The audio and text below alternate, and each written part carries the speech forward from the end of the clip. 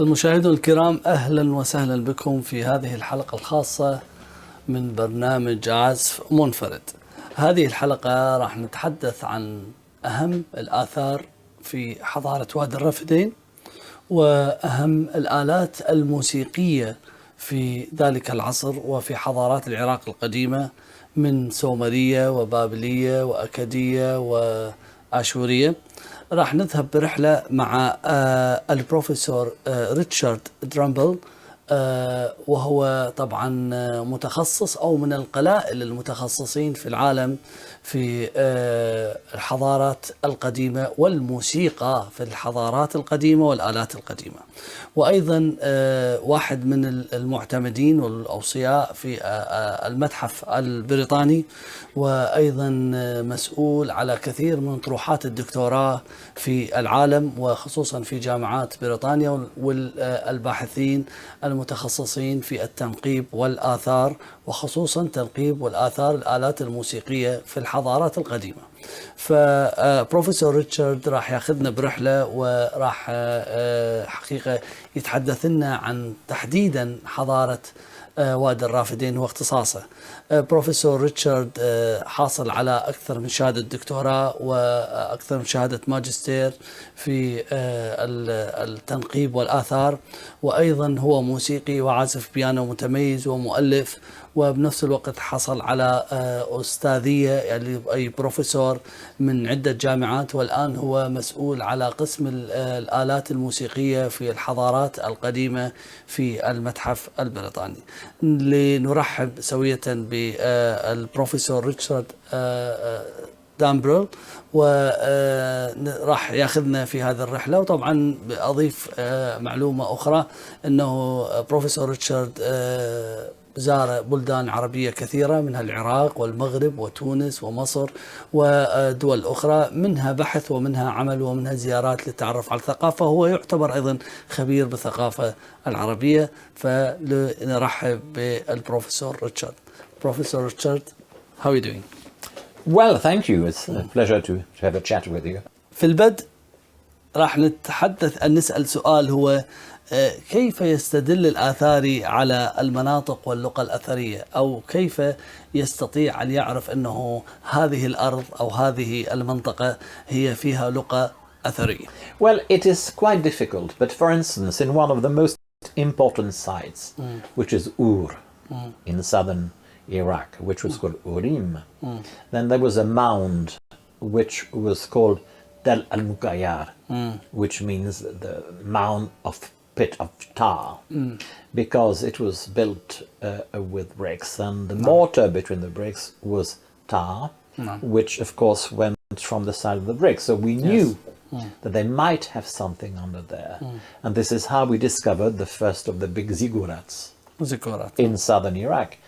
And then, of course, for the objects, following the example that we did in Egypt in archaeology, the places where you find most objects which are well kept is in cemeteries, in tombs. So therefore you find where is the tomb, cemetery, and you dig it, and obviously this is where you will have most important objects. So whenever you have this, you go for the cemetery. So we are tomb raiders, basically. It's a combination of factors. We go with the ancient texts. One text which is quite important is the Old Testament, the Bible, because it says that this happened here and there. Okay. This is confirmed in Al-Quran, of course, and in other texts which are later. So we presume that the city was about there or there. Okay. Then we have aerial photographs, which show much more easier from the air, you know, distinctions in the color of the ground and the vegetation, which might tell us that this is likely that we have some buildings buried. So it's a combination of all these factors which help us to choose this place or the other.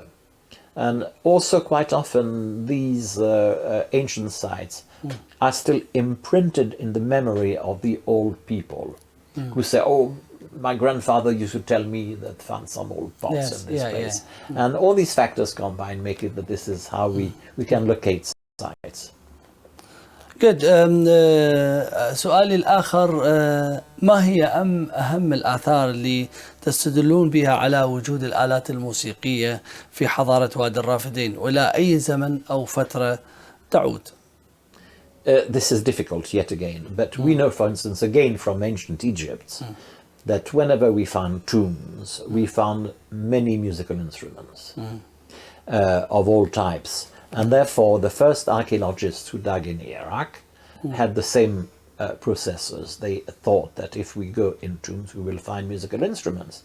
Sadly, because in Iraq, in the time of Sumer, the tombs were not chambers, but it was really a burial interment when the bodies were buried and earth was simply pushed back on them. So therefore, the instruments that were buried with the kings and queens and noble people were simply crushed by tons of earth. So usually all that was built in wood disappeared completely. The only instruments that survived were those made of metal, such as the lyre, which is behind me, and because the metal resisted better than the wood to corrosion and to centuries of compression by the ground. Now, today the period, it's usually through textual evidence. We will find along the bodies buried or the objects that we find sometimes some clay tablets, like this little bit here. And on these clay tablets, it will mention it was during the reign of King so-and-so, of Queen so-and-so, that, you know, this happened. And therefore, the textual evidence is on the clay tablets allow us to determine the period. And then when we know more about the period and the objects, we can easily recognize by the look of a pot, the decoration, that this belongs to the beginning of the 3rd millennium or later. So it's an accumulation, a progressive building up of data, allowing us to date things. And also the origin will be the color of the clay. For instance, if you show me clay from Iraq, I can tell you immediately, this is from southern Iraq, and this bit of clay is from northern Iraq. Because I know that in the rivers you have clays of different colors. So these are many factors determining the period and the origin of things that we find.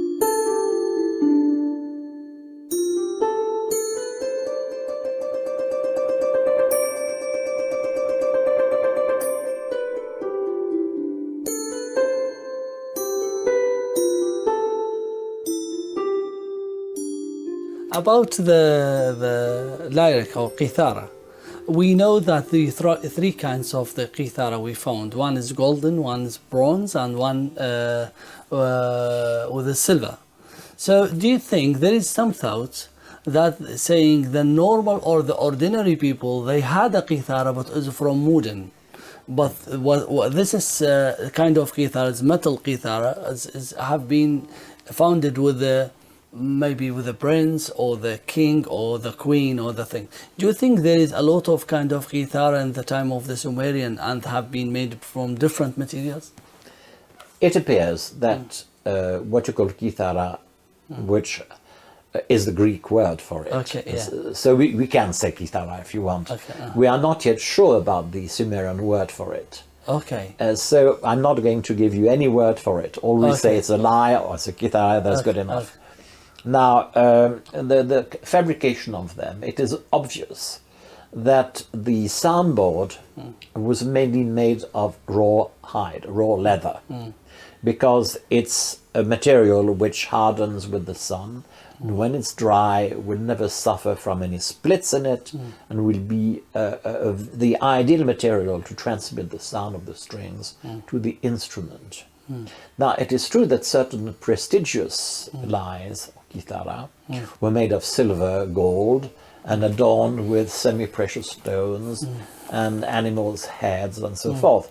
But mainly from the evidence that we have on seals and other forms of depictions on bas-reliefs or whatever, it appears that the lyre was mainly used for the temple. For the temple. So it was an instrument which was used by musicians at the court of kings for the worship of the numerous gods. You mean religious music? Yes, mainly, we think.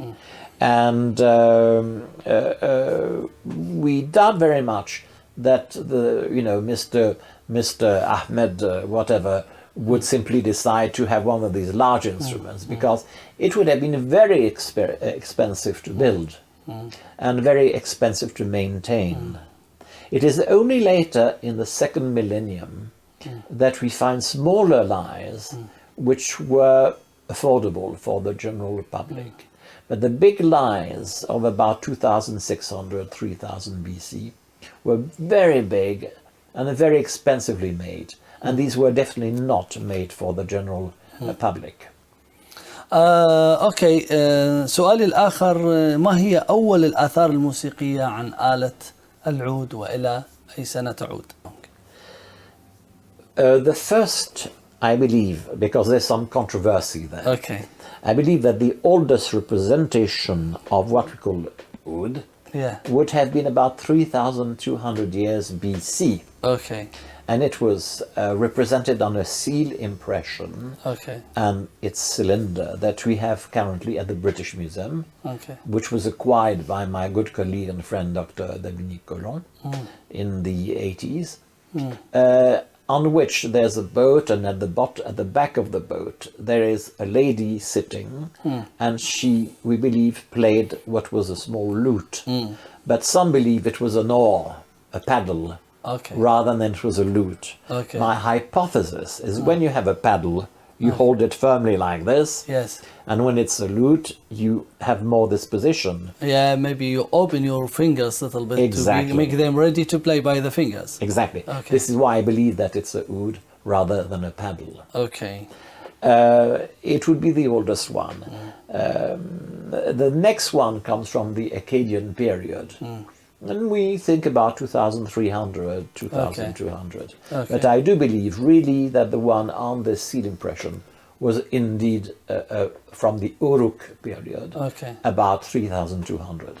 That means now, under this fact, we have to change the last information. We know that about 235 years or 3,350. We have to change it now. That means now we have to say 3,200 BC. Yes, and there is something which is much more important than all this with the discovery of the lute.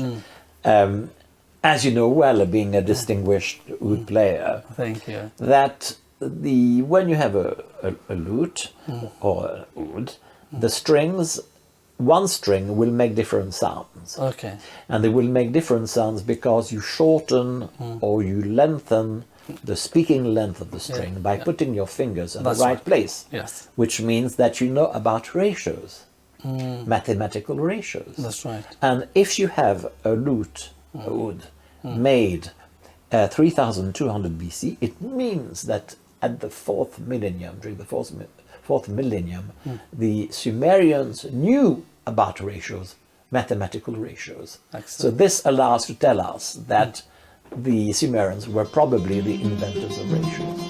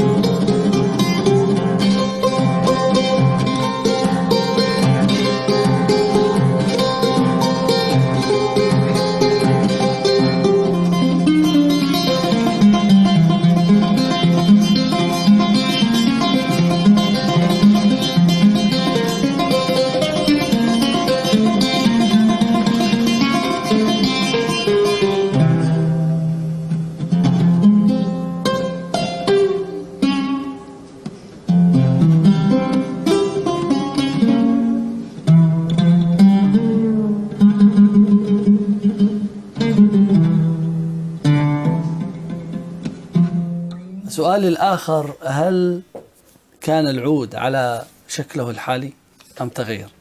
نحن نعرف ربما تغير، ولكن نريد أن نحصل على إجابة دقيقة من متخصص في هذا الجانب. Yes, indeed. Well, the shape of the oud and the strings of the oud Yes. were mainly, I do believe that originally it would have been one of these fruits, like a melon, you know, like a calabash which was dried. It was cut in two, and this provided the body. Then a stick would have been the place where you would put the fingers, and the strings would have been made of animals' guts. Okay. We know this because the term Sumerian sa, it has got the equivalent of pitnu in Akkadian, and pitnu means a gut or tendon. So the gut would be twisted, or the sinew of the animal would be twisted in order to make the strings. And of course, this is even what we use today. Yes. So this tradition is extremely ancient. But of course, the strings could have been made in other materials. We know that later in Iraq and in the Arabo-Islamic world, and especially in the 10th century, strings were also made of a certain number of silk strands, That's right. which were wound together. Yes. Later to be replaced by people such as Al-Kindi or Ziyariab with the lion's guts, string That's made of right. lion guts, so forth. But generally, the gut is the ideal material for the instrument. For the instrument. And what about the face of the oud? Is the face of oud the same to the face nowadays, or have been developed, have been changed? Well, we know from the Sumerian that the oud, the early one, might have been called gish gudi. Gish is a determinative, which means that the instrument was made of wood. Okay. Gude, we do not know. We know that the Akkadian equivalent is inu. This would be Innu in Semitic languages. Okay. But it is quite obvious that there again, the soundboard of the lute was made of skin, of leather, rawhide, which would have been stretched over the part of the calabash. And something's related about the uruk. Do you think the name of the uruk or is related to the Iraq or not? It is possible. There is a law in linguistics and philology which says, be careful of sounds which sound alike. They are your worst enemies. And we try to avoid to make such comparison. When we have what we call homophony, that sounds which homophonic, we have to be very careful. But I'm quite sure that there is a link. There is a link. Yes, but I would not be allowed to write this on a book. But I think there is a link. سؤالي انه نحن سمعنا عن اول اوركسترا بالعالم، فرقه متكونه من آلات موسيقيه في الحضاره الاشوريه، فالى اي مدى هذا يقترب من الحقيقه؟ هل فعلا انه هذه الاوركستراهات او المجاميع الموسيقيه العالم كانت تتكون في الحضاره القديمه، خصوصا في حضاره وادي الرفدين؟ وهل صحيح انه اول اوركسترا بالعالم هي اشوريه؟ Well, the orchestra to which you refer has been very well recorded because of the Bible. Yes. And this orchestra is mentioned in the Bible. And therefore it was the most famous and the earliest. But then subsequent researches, namely in the ancient city of Mari, which is Tel Hariri between Syria and Iraq, have showed to us some orchestras which indeed existed in 2003, 2400. Okay. So it's not a recent BC, thing. you mean? BC, yes. And they comprise very big harps, lutes, clappers, wooden clappers, and dancing. So the notion of an orchestra is far more ancient than the tradition of Ashur. Yes. We have evidence of it already in Tel Hariri at that period. That means there is evidence and there is groups of the musicians. Yes. سؤالي الآخر، ما هي أغراض الموسيقى في الحضارة القديمة؟ هل كانت دينية أم كانت دينية وعسكرية هل كانت عاطفية؟ هل كانت حزينة؟ وما هي أنواع الموسيقيين؟ ما هي مراتب الموسيقيين أيضا في تلك الحضارة؟ Music is the extension of human beings' emotions. Yes.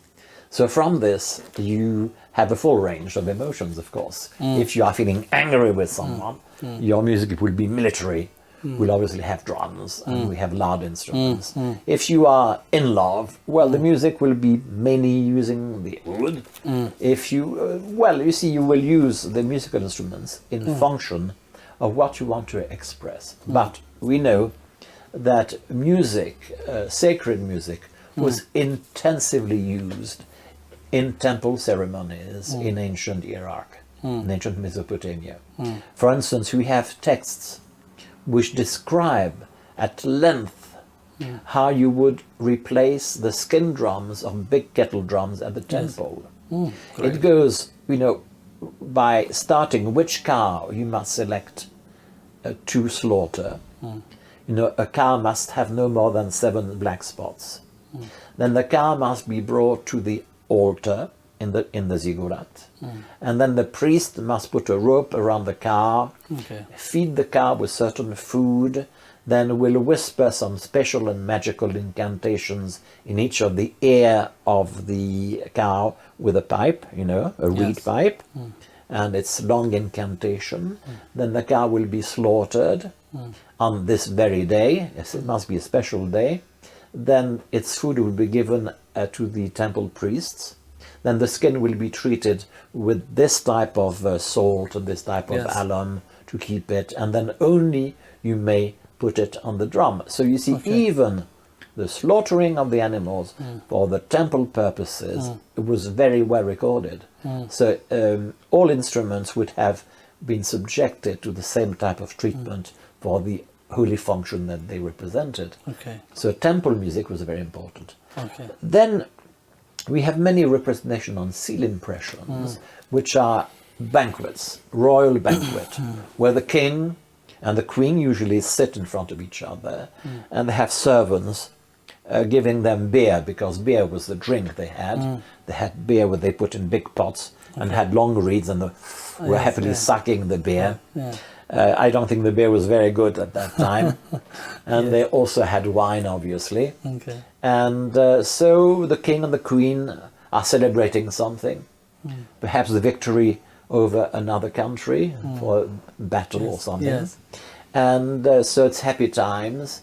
And generally the scenes which are street or peasant musicians are more difficult to find. We do not find them in seal impressions, which are for the rich people. We find them more on little clay statues. And usually the lute is not a sacred instrument at all. The lute is usually played by Elamite people, which are normally from southwest Iran, close to Iraq. Usually they are dwarfs and they have bended legs.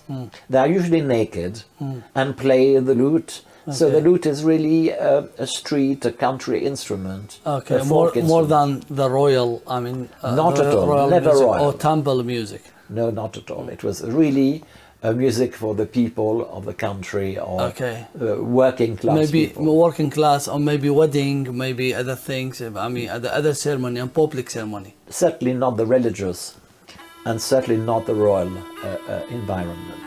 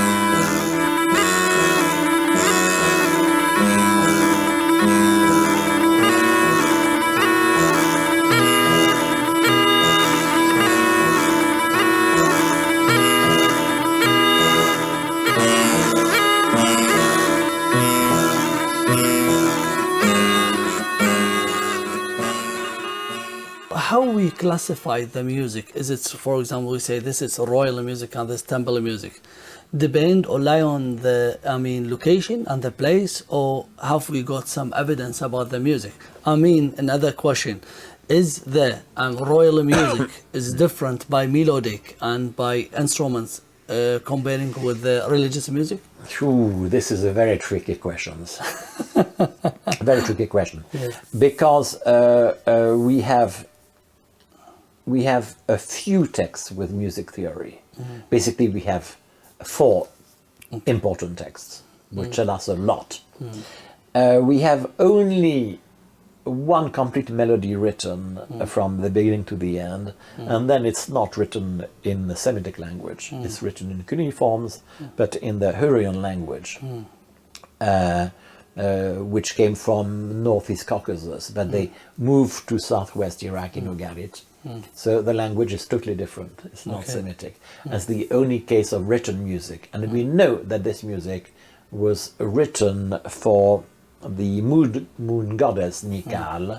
We know that the composer was a certain Mr. Hammurabi.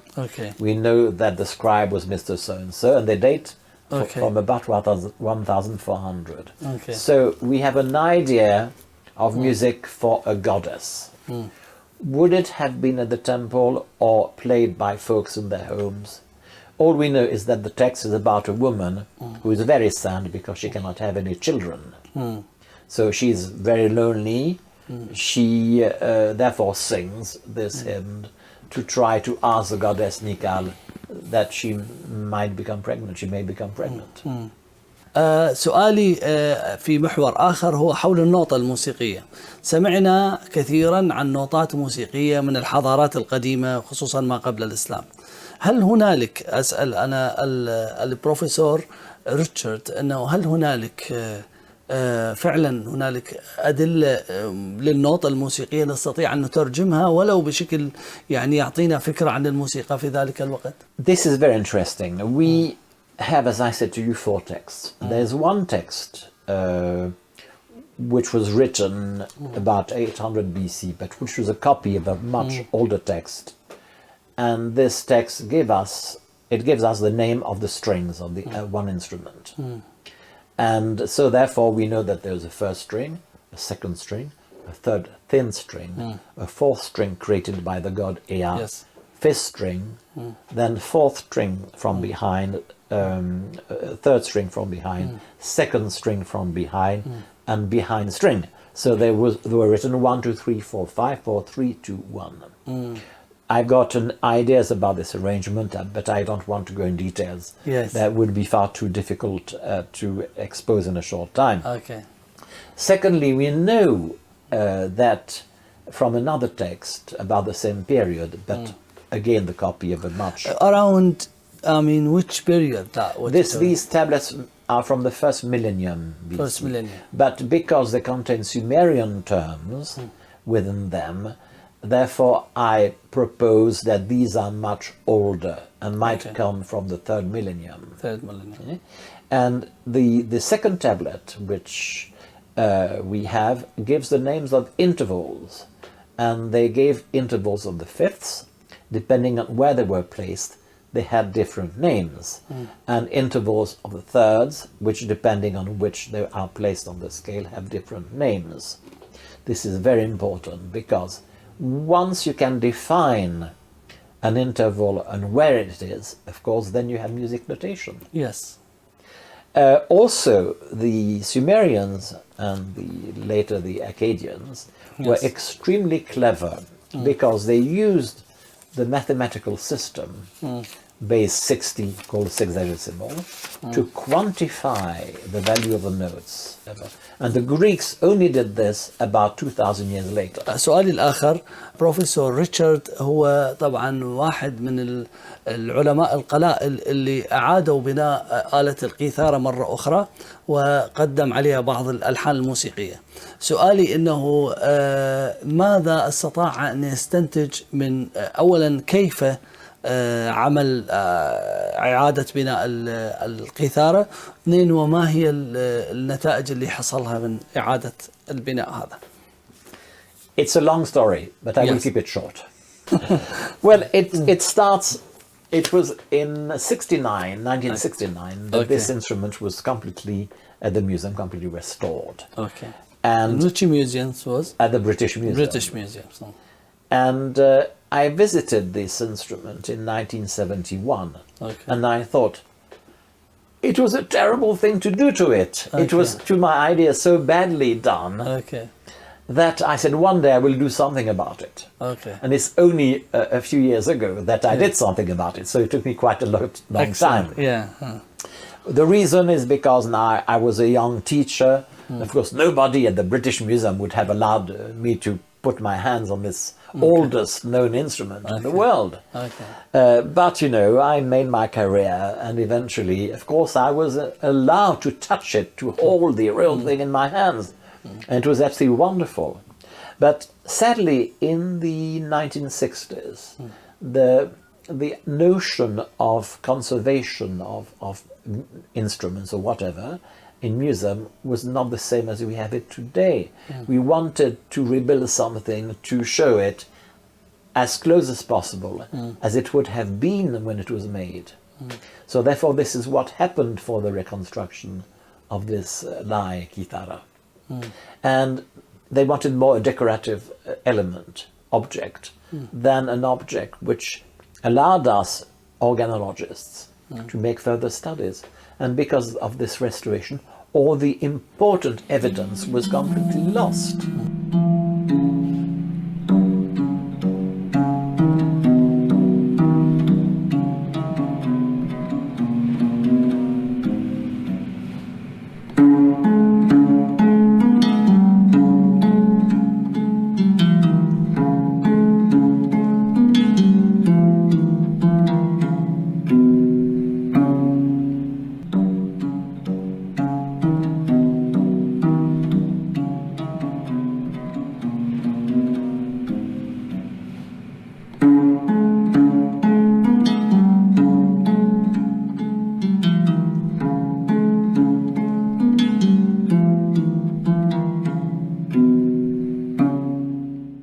So when I reconstructed it with one of my students, it was part of a postdoctoral project.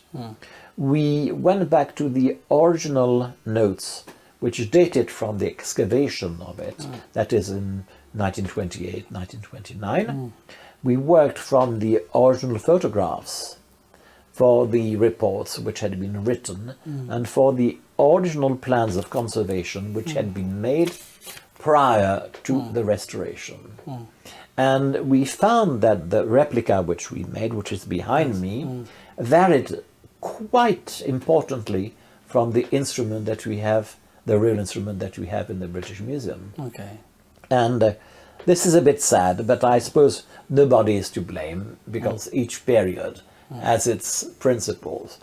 But if it were to be redone, if I had the incredible luck to have the original instrument, you know, under my control today, I would have had a totally different approach to it. And I would leave it flat as it stood originally as much as possible, never to touch it in order to allow a more objective apprehension to what it, you know, to the state in which it was. السؤال الآخر أنه ماذا حصل من نتائج من هذه الصناعة؟ It is extremely interesting. First thing, this silver instrument, the soundboard, was really made of a sheet of silver. So we know that in the third millennium, or the end of the fourth millennium, beginning of the third millennium, they already had the knowledge of metal soundboards that we have used later. I mean, the dobro, the American dobro, is a guitar with a steel soundboard.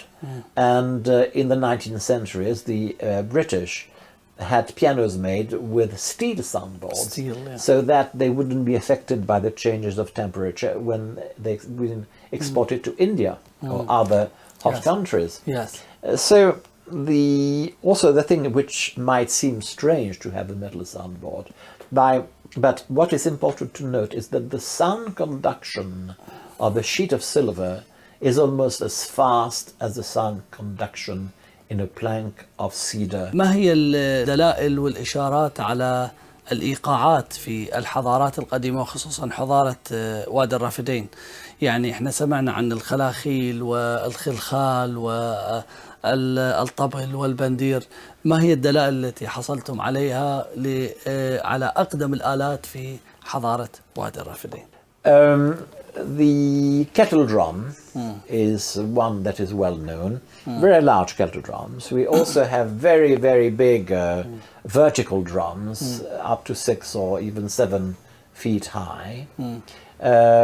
We have also evidence of instruments more like darbuka, and tar, you know, the tambourine, and the duf also. So mainly all these instruments, to which were added rattles of different types and clappers. But percussion is not that rich. And we have also very little evidence of wind instruments. What about the khirkhasha? Oh, this is the shaking. Khalakhil, yes. Well, they have come from very high antiquity. Yeah. And khalakhalatu became khalakhal and khalakhil. Yes, but sometimes the instruments vary. There were khalakhalatu, for instance, in the 3rd millennium. Yeah. And the khalkhalatu is which language is the name? In Akkadian. In Akkadian it's called khalkhalatu. Yes. Yeah, which is khalakhil nowadays. And also we have names which change.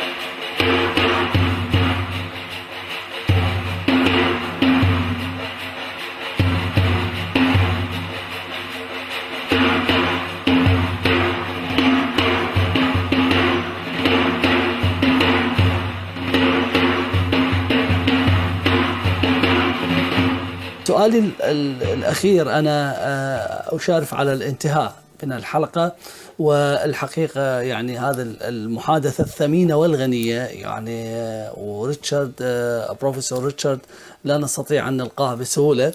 أريد أسأل أنه الآثار هربت قبل 2003 ونهبت بعد 2003. ماذا يشعر رجل متخصص من القلائل بالعالم مثل بروفيسور ريتشارد حول هذه الحالة، وبنفس الوقت ماذا يعتقد ممكن أن نفعله لكي أن نعيد هذا الإرث الإنساني وأن نضعه في يد الجميع؟ The looting of the Iraqi museums are to a scale which makes of it a world disaster. It is absolutely terrible. The museum had been plundered. Everything that was made of gold was taken away. It was difficult for the looters to sell these objects because we know them by heart. I mean, you can show me any object which was from the Iraqi museum. I know it. Okay. I might not give you its number. Yes. But immediately if somebody showed it to me, this belongs to this museum. Okay. So you give it back. So this is why the items that were stolen were difficult to sell. So therefore, progressively they are returned back to the museums. But the problem, objects made of gold, well, the gold is melted often and then sold and it's gone. Okay. And this is very, very sad. Okay. Of course, gold was another metal. You see, the function of gold in the ancient world was not because gold is expensive. It's that gold was a marvelous metal. It never oxidized. Also, the problems are mainly also with the Museum of Baghdad, the Iraqi museum, that because it was closed and there was no electricity for a long time in it, that the collection of tablets, cuneiform tablets made of clay, had not been kept with air conditioning and were not, objects that were interested by the looters because it's just clay. But the problem is that there's always a quantity of salt in clay. And of course, because there was no control in the humidity, the salt crystallized and damaged enormously the surface of the tablets. So certain tablets, because of the lack of air conditioning, were simply destroyed. So we have hundreds and hundreds of tablets which are destroyed. That's it. And that's tragic. Dug out objects which were then smuggled into Syria, and then from Syria went to Europe. And because there were new objects, they were unknown to anybody, so we couldn't say where they came from. Okay, that's and because new digging. Yes, exactly. And because they were illicit digging, they have lost their value completely, because an object is important to us in the archaeology. If it was dug out from a known site, its position was reported, the layer in which it was found, and all this is lost. And the site where they were illegally dug out, of course, are also destroyed by this plundering. This is actually tragic, because it must be reminded to the world that Iraq is really the cradle of civilization. You've been at the museum, at the British Museum. You've seen the efforts that were made, and indeed with the Italians, the French, and the British and others, we will manage something. But what is gone is gone.